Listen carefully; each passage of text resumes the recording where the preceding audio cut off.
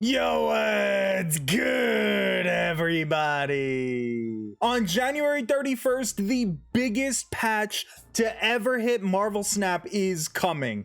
We're gonna have cards that move from pool 5 down to pool 4, from pool 4 down to pool 3, and we're getting friend battles. I am here to help you prepare for exactly what you should do in order to be ready for these cards to move down in pools to give yourself the best chance of getting them. And the first thing I'm gonna tell you is to stop opening reserves immediately. Even if you're in the middle of pool 3, I think it's more beneficial for you to not continue opening reserves, at least at this particular moment. If you could save up your credits for a week, then you're going to put yourself in a much better position to possibly get those cards that are dropping from 5 to 4, or those cards that are dropping from 4 to 3. A lot of those cards are going to be better than the ones that you could potentially pull from pool 3 at this current moment, especially if you're deep into pool 3 and there's really not many cards left that you either care about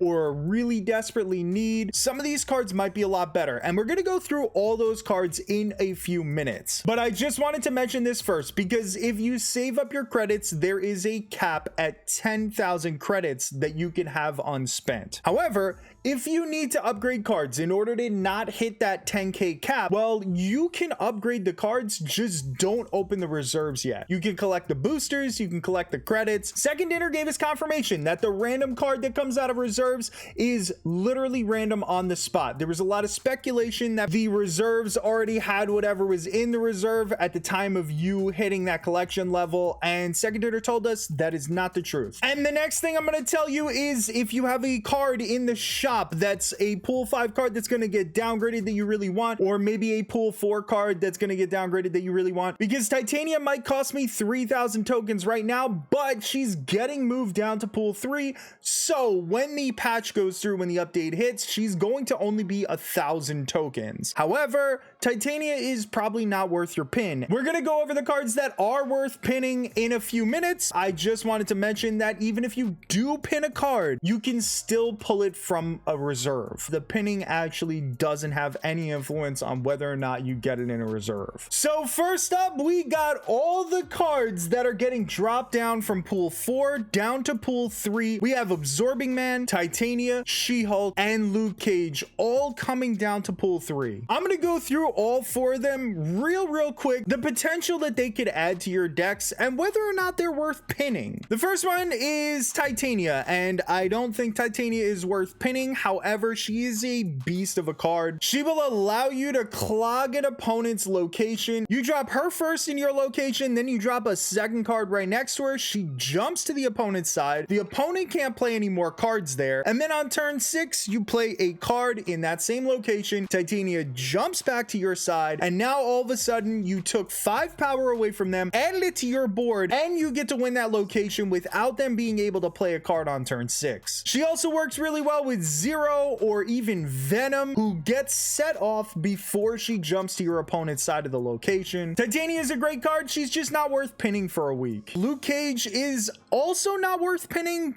but still a very valuable card. He works really well against a ton of different locations that will negate the power of your cards. He also works really well with Typhoid Mary, or if you want to play the Toxic Hazmat deck. Hazmat got herself a little bit of a boost, so she's a bit more of a viable card. Luke Cage prevents your cards from losing their power and allows Hazmat to go off and negate the power of your opponent. She-Hulk is an absolutely masterful card, possibly the best pool 4 card that they came out with. She becomes a little less of a meta card because Deathwave is not in the meta anymore. However, I could see her being a much more common card now, so a lot more people might start playing Deathwave again. When you play Wave Out on turn 5, that allows you to play 3 different cards. Usually it's going to be Arrow, Death, and then She-Hulk. What an incredible advantage for you to be able to play 3 cards while your opponent can usually only play 1, maybe 2. But She-Hulk fits into a number of different decks. She works out really well with some of the other cards that we're going to talk about dropping from 5 to 4. She-Hulk is well worth a pin for 1,000 tokens. Absorbing Man is absolutely one of the meta cards right now, especially with Zabu out there. You've probably seen the Spider-Man Absorbing Man combination that a lot of people love running in their Zabu decks. But that's not the only thing that Absorbing Man is good for. Even if you don't have Zabu, he's actually incredible in a number of different ramp style decks. If you get an Electro out there on turn 3, then you can end up playing out Doom on turn 5 and then Absorbing Man to copy Doom's ability and set that off multiple times. If you have a bigger combo that involves Odin, you could place Odin on turn 5 and then Absorbing Man on turn 6 to copy Odin's ability. Absorbing Man is literally one of the most versatile cards in the game. And then we've got our pool 5 cards that are dropping to pool 4. The first one that we're going to talk about is Super Skrull, and to be honest, Super Skrull is not worth your tokens. Don't pin him for 3,000. He doesn't get the job done as much as you would hope. He would work if your opponent is playing a ton of ongoing effects and he absorbs them all. You get the benefits of Iron Man, Onslaught, Claw, Blue Marvel. He will do all that, but it's so dependent on what your opponent is playing and you never know what kind of deck you're up against. It's really hard to fit Super Skrull into certain decks unless you can pop him into a Zabu deck. And then we got Valkyrie, who is one of my absolute favorite cards. Valkyrie is unbelievable. She does so much. She's going to become a very, very popular option in control decks. We don't see her a lot because she's a pool 5 card, but I was lucky enough to pull her from a reserve. One of the most underrated cards in the game. She'll take your opponent's Infinauts down to 3 points after they think that they want a location. All you have to do is have one more card in a location than them, or have a card like Ant-Man that's giving an ongoing effect. She brings everybody's power down to 3 or up to 3, and then that extra little boost from the ongoing effects are going to automatically win you that lane. Playing out Valkyrie on turn 6 and destroying your opponent's hopes and dreams with their giant cards that they thought they were going to win with is one of the most satisfying feelings in Marvel Snap. All that being said,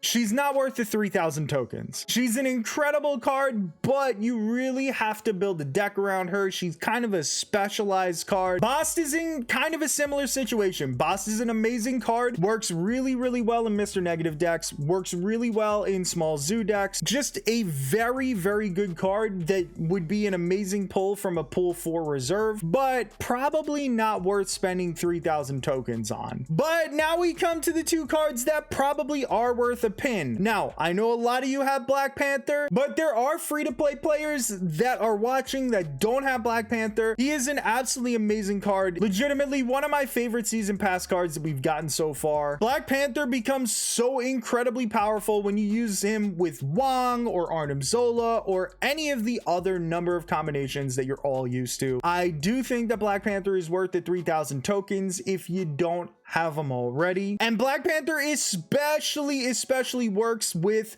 the #1 card that you should pin no matter what, and that is Shuri. And I know what you're saying, that is a bold claim. I am here to put my stamp of approval on that statement because I think that Shuri is the #1 card in all of Marvel Snap. She's mostly been slept on since she came out because other cards like Thanos and Galactus were more exciting, but Shuri was the very first card that I spent tokens on. I'm going to tell you right now that she powers up almost every type of deck. You want to go ahead and make your Black Panther super powered? You use Shuri on turn 4, you use Black Panther on turn 5, then you go ahead and you Arnim Zola your Black Panther, and it is the ultimate Arnim Zola combination. Maybe you've got some sort of zero deck. Well, you play Shuri on turn 4, then you play Red Skull on turn 5. He's a 30 power Red Skull. You're probably not particularly worried about his downside of giving your opponents points plus 2 power for each card at their location, because then you go ahead and you Taskmaster on another side of the board, and now you have two 30 power cards because Shuri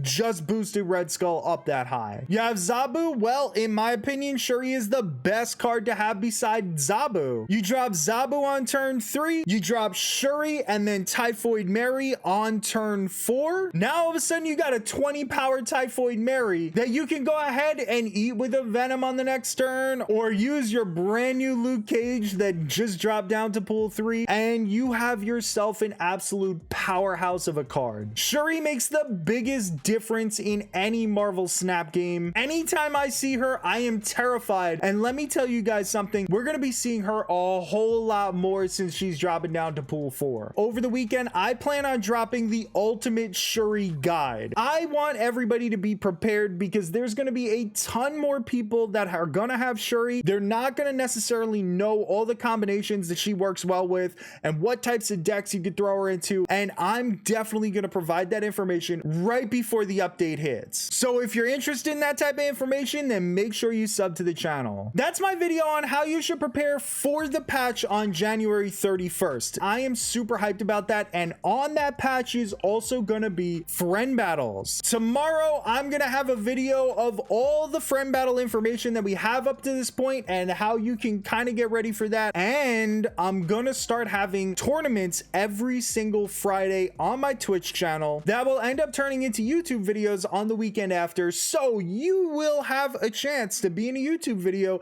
if you join the tournament, if you get to the semifinals or the finals. But I'm gonna have a video later on in the week discussing all the details of that. But I just wanted to give you a preview of what's coming up. I hope you have yourselves a wonderful rest of your day, and thank you so much for watching.